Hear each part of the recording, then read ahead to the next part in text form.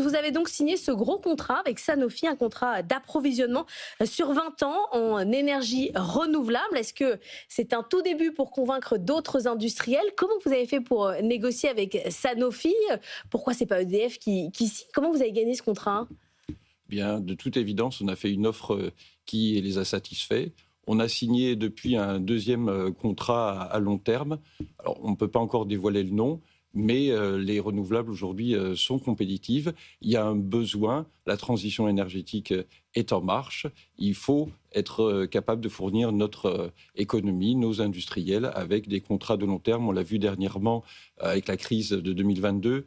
L'électricité, l'énergie, c'est quelque chose qui est très volatile et les industriels, pour se développer sereinement, ont besoin aujourd'hui de contrats de long terme et ce qu'on est en mesure de leur offrir. Donc c'est une question de prix. Vous proposez moins de 60 euros le kilowattheure, à peu près ce que propose EDF. C'est là que vous faites la différence?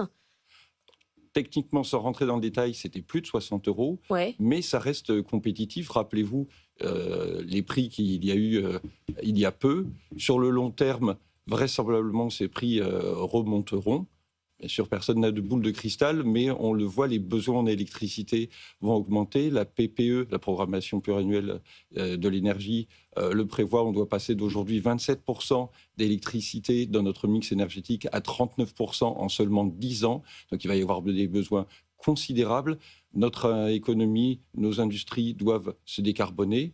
Et pour cela, il faut le faire avec des contrats de long terme. Mais vous me dites que les prix vont remonter. Mais par exemple, pour un contrat comme vient de signer Sanofi, le prix est fixe sur les 20 prochaines années. Exactement, et c'est là tout l'intérêt pour eux. C'est pas, c'est quoi comme type d'industriel avec lequel vous avez signé? C'est un gros comme Sanofi? C'est le même type d'entreprise, les mêmes types de Exactement. besoins? Oui, les PPA commencent avec ce type de grands acteurs parce qu'ils sont structurés pour ça. Bien sûr, par la suite, quand on voudra s'attaquer à l'ensemble de l'industrie, il faudra aller sur des plus petits acteurs qui aujourd'hui n'ont pas les services juridiques ou techniques pour travailler sur ce type de dossier. C'est pour ça qu'on commence aujourd'hui par ces grands consommateurs. Donc c'est du 100% renouvelable que vous allez leur fournir grâce aux installations qui sont où? En Allemagne? En France, bien sûr. En France? Aujourd'hui, nous sommes un nouveau venu, comme vous l'avez dit, Ouais. sur le marché français. Mais sur 10 parcs que nous avons en fonctionnement, 2 sont déjà avec des contrats de gré à gré avec des industriels. Et qui peuvent fournir suffisamment pour ces gros industriels? Alors, ça couvre une partie de leurs besoins pour l'instant, bien entendu. Mais c'est un système qui est amené à se développer. Aux États-Unis, c'est la manière dont fonctionne le marché intégralement.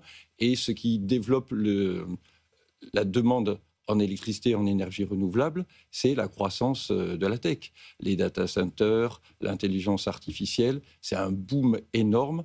En Europe, on a estimé dernièrement, une étude de McKinsey, si je ne me trompe pas, prévoit que d'ici 2030, donc dans seulement 5 ans, l'augmentation des besoins en électricité sera l'équivalent de la consommation actuelle de toute la Belgique. Mais quand on est un acteur allemand et qu'on regarde le mix énergétique français avec le poids du nucléaire, quand on regarde la difficulté à s'implanter sur les projets éoliens terrestres, mais en mer, on se dit il y a des choses à faire, il y a quand même un business à développer. Comment vous regardez le marché français? Alors, il y a un business de toute évidence, il y a un besoin, puisqu'il ne faut pas, vous avez mentionné le nucléaire, on ne le voit pas du tout comme une opposition entre le nucléaire et les énergies renouvelables. Déjà, ce n'est pas la même temporalité. Les énergies renouvelables, on installe tout de suite. Le nucléaire, le nouveau, on sait qu'il faudra attendre au-delà de 2038, c'est la dernière estimation. Et puis, le grand enjeu, c'est de remplacer les fossiles. Aujourd'hui, la France importe 5 milliards par mois pour du gaz et du pétrole. Donc vraiment, nous sommes locataires de notre énergie, on doit en devenir propriétaire, avec le soleil, avec le vent. Sauf qu'il faut électrifier les usages et que pour l'instant, ça coince encore quand même sur le développement du véhicule électrique, on en est encore loin. C'est vrai, c'est une transition, il faut qu'elle soit impulsée. C'est là tout l'objet de la PPE, et on souhaite qu'elle soit adoptée très rapidement, parce que ce n'est pas quelque chose qui se fait naturellement, on doit tous changer nos habitudes, mais c'est quelque chose qui est essentiel, parce que d'un point de vue géopolitique, d'un point de vue de souveraineté énergétique, on doit être maître de notre capacité de produire de notre énergie, à savoir l'électricité. On n'a pas de fossiles en Europe, on n'a pas de fossiles en France. La PPE, c'est la loi pluriannuelle sur l'énergie. Elle va être débattue à partir de cette semaine à l'Assemblée. Vous dites qu'il faut accélérer, il y a urgence à ce qu'elle soit votée. Absolument, puisque c'est la feuille de route, c'est des investissements qui se programment de très long terme dans le nucléaire, bien sûr, mais aussi les énergies renouvelables. Il faut des années pour produire et développer les projets. On serait bien embarrassé de voir un boom des data centers, un boom de l'électricité et de n'être pas capable de la fournir.